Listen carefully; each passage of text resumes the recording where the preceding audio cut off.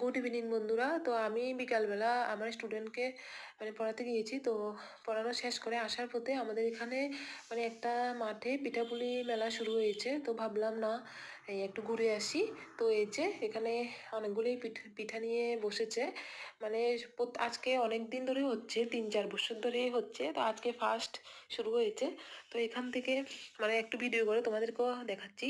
তো এই যে দেখো, অনেক রকমের পিঠা। আর আমি কিন্তু বেশি একটা পিঠা খাই না, খাই না বললেই চলে। আর এখানে দেখো তোমাদের দাদাভাই খাচ্ছে। তো আমিও আমাকে বারবার বলছি একটু খাও। তো এই জন্য একটু টেস্ট করলাম।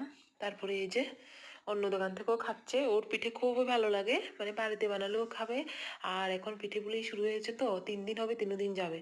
আর এখান থেকে বাড়ির জন্য, মার জন্য একটু নিয়ে নিয়েছি, দুটা না 3টে নিয়েছে।